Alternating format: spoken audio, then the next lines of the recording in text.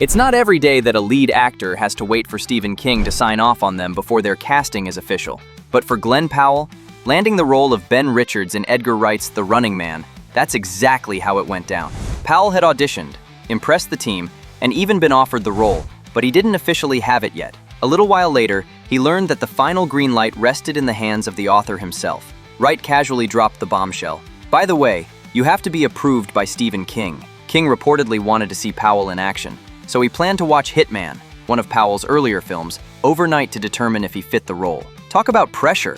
Not only was Powell representing himself, but he was also representing a beloved novel that had a passionate fan base and a history of adaptations. One misstep could have meant walking away from the role entirely, but Powell passed with flying colors, earning King's thumbs up and cementing Wright's confidence in him. It became emblematic of the overall approach Wright and co-writer Michael Bacall were taking, a deliberate pivot back to the source material, a way of respecting the story's roots while also updating it for modern audiences. Unlike the 1987 Arnold Schwarzenegger-led arena-style adaptation, this new Running Man isn't content with a single enclosed death zone. Wright and Bacall wanted the story to breathe, to stretch out across cities and landscapes, to feel lived in and perilous. It's a sprawling, dangerous road movie, one where Richards is constantly on the run through a near-future dystopia. Wright made a conscious effort to honor King's original vision, a story about desperation, media spectacle, and systemic inequality, without reducing it to nostalgia bait or cheap references to the 1987 film.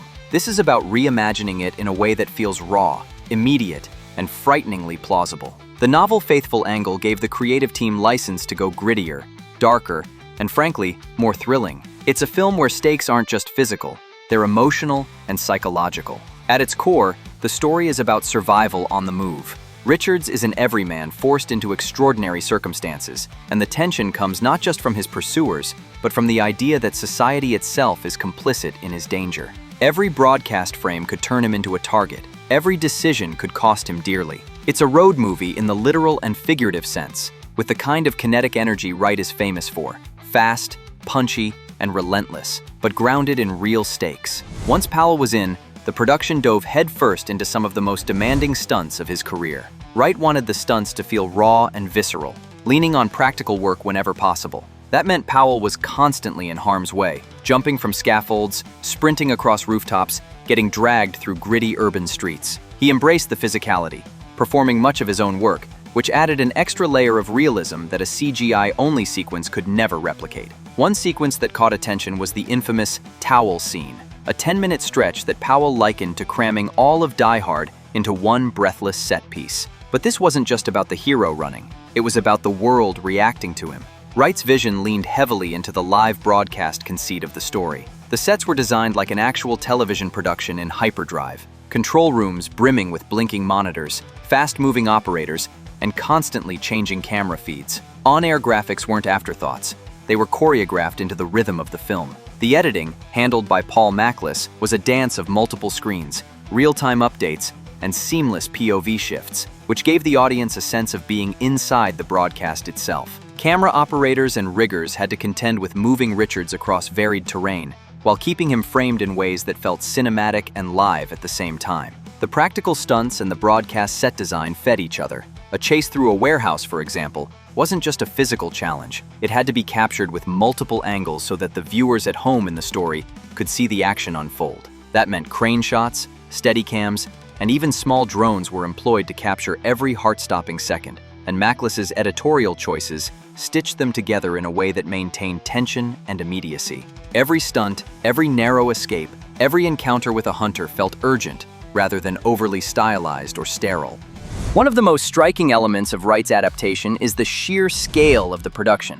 Unlike the contained arena of the '87 film, this version sends Richards across cities, highways, stadiums, and industrial compounds, with 170 sets and locations. Wright and his team leaned into real-world geography to make the pursuit feel authentic. When Richards crosses from one urban sprawl into another, the environments themselves communicate danger. Alleyways, bridges, and rooftops all double as obstacles, each framed by the surveillance cameras that track him. Casting was equally crucial in reshaping the story's power dynamics. Powell embodies the everyman, relatable, desperate, morally grounded, but he's opposed by a trio of heavyweights who each control a different dimension of the game. Josh Brolin's Dan Killian the show's producer and primary villain, radiates polished ruthlessness, aided by prosthetic, perfect teeth sourced from Glenn Close's personal dentist. His presence makes the corporate spectacle of the show feel predatory and absolute. Colman Domingo, as the charismatic host, serves as the face of the media, turning every twist in the chase into entertainment, a reminder of the audience's complicity in the violence. And Lee Pace, as the head of the Hunters, brings gravitas and menace, showing that the manhunt itself is organized, methodical, and lethal. The casting choices create a layered hierarchy. The everyman is constantly under pressure. The executives control the rules, the host shapes public perception, and the hunters enforce it all physically. This careful calibration of roles adds narrative depth to what could have been a straightforward action thriller. The interplay between Richards and these characters amplifies tension while making the social commentary of the story, power, spectacle, and exploitation, more immediate. Wright and Macklis's signature kinetic cutting drives much of the film's rhythm. The editing doesn't just cut for clarity, it actually cuts for pulse. Quick pans, whip transitions, and intercut live feed screens create a sensation of continuous motion that mirrors the narrative itself. Richards never stops moving, and the audience is never allowed to breathe too long. This approach makes the live broadcast conceit feel immersive. Every twist, close call, and dramatic reveal lands with impact. Of course, no modern blockbuster would be complete without some subtle visual enhancements. They created invisible effects that extended the practical stunts and environmental work. Instead of creating overt CGI spectacles, the post-team filled in gaps, enhanced peril, and augmented practical sets without calling attention to themselves. Think more invisible support than flashy effects. Explosions, debris, background crowds, and extended vistas that make each chase feel massive. The goal was to complement Powell's stunts, not replace them, which preserves the tactile realism of the action. When Richards vaults from a rooftop or ducks under gunfire, you're seeing him do it, or something nearly identical, against a backdrop that feels alive and fully realized. The combination of practical work, intelligent visual effects, and Macklis's editing means the action sequences maintain intensity without ever feeling chaotic. Every beat, every shot, every frame contributes to the storytelling, whether it's character development, world building, or pure adrenaline. The result is a film that feels expansive but coherent, a chaotic chase that still has emotional weight. Production began in early November 2024 in the UK and wrapped at the end of March 2025. The schedule involved high-density stunt work, complex coordination between multiple units, and the construction of expansive sets. Wright, Macklis, and Powell have all commented that the shoot felt relentless, mirroring the tension of the story itself. While the film takes significant liberties to modernize the tale and expand the scope, it also gives subtle nods to the 1987 version. These aren't overt Easter eggs for nostalgia. No one is imitating Schwarzenegger, but rather clever acknowledgments. A particular on-air graphics design, a tongue-in-cheek reference to hunters, and moments of self-aware commentary that longtime fans will recognize. It's a balancing act. Honor the past, but don't get trapped by it. The 25 version exists to push boundaries, explore new dynamics, and create a cinematic experience that's both faithful and forward-looking.